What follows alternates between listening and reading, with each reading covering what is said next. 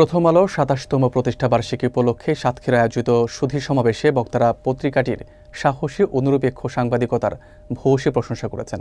Lakeview resort মিলনায়তনে অনুষ্ঠিত সমাবেশে বিভিন্ন রাজনৈতিক দল, পেশাজীবী, শিক্ষক ও সুধীজন অংশ নেন।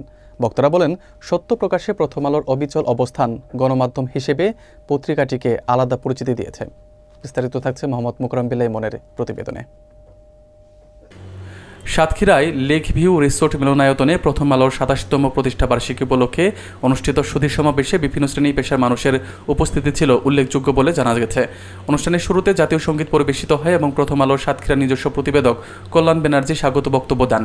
বক্তারা উল্লেখ করেন, পত্রিকাটি প্রতিষ্ঠার শুরু থেকেই সত্য ও ন্যায় প্রতিষ্ঠায় গুরুত্বপূর্ণ ভূমিকা রেখে আসছে এবং নির্ভীকভাবে অন্যায় ও দুর্নীতির বিরুদ্ধে অবস্থান নিয়ে জনগণের আস্থা অর্জন করেছে। জেলা মহিলা অধিদপ্তরের উপপরিচালক নাজমুন নাহার জানান, স্থানীয় পর্যায়ে বাল্যবিবাহ প্রতিরোধ সহ সামাজিক উন্নয়নমূলক কর্মকাণ্ডে প্রথম আলো সহযোগিতা করে যাচ্ছে। জেলা বিএনপির সাবেক আহ্বায়ক ইফতেখার আলী বলেন, পত্রিকাটি দীর্ঘদিন ধরে অন্যায়ের বিরুদ্ধে সোচ্চার থেকেছে এবং বিভিন্ন চাপের মুখেও সত্য প্রকাশে পিছপা হননি। সাতক্ষীরা মহিলা কলেজের অধ্যক্ষ বাসুদেব বসু সহ অন্যান্য বক্তারা পত্রিকাটিকে একটি প্রতিষ্ঠান হিসেবে অভিহিত করে জানান, বিভিন্ন বয়স ও শ্রেণীর মানুষের কাছে প্রথম আলো সমানভাবে গ্রহণযোগ্য। আলোচনায় আরও উঠে আসে, প্রযুক্তির ব্যবহার বাড়ায় অনলাইনে দ্রুত ও নির্ভুল সংবাদ পরিবেশনের লক্ষ্যে প্রথম আলো কাজ করছে এবং সত্যের প্রতি অবিচল থাকায় কখনো কখনো বিরূপ প্রতিক্রিয়াও মোকাবেলা করতে হয় বলে কর্মকর্তারা জানান।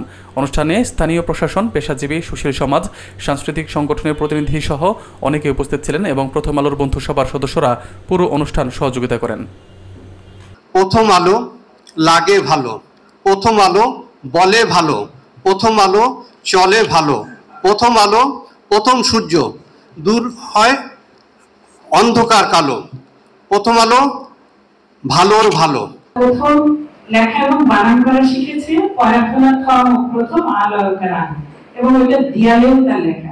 বস্তুনিষ্ঠ সংবাদ পরিবেশনের ক্ষেত্রে বাংলাদেশে সকল পত্রিকার মধ্যে প্রথম আলো এগিয়ে আছে। প্রথম আলো যেভাবে কাজ করছে, সত্যনিষ্ঠার সাথে কাজ করছে, সত্য কথা বলে, সাহসের সাথে কথা বলে। প্রথম আলো মতো পত্রিকা ছিল বলেই দেশটি আজকে নতুন করে বাঁচবার স্বপ্ন দেখে।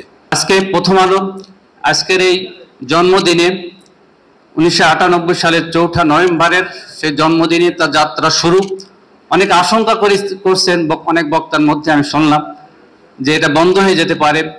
আমি দৃঢ়ভাবে বিশ্বাস করি, গণতান্ত্রিক পরিবেশে কোনো প্রচার মাধ্যম, কোনো প্রচার যন্ত্র বন্ধ হয়ে যাওয়ার সুযোগ নেই। এজন্য সবাইকে আমাদের একসঙ্গে হয়ে কাজ করতে হবে।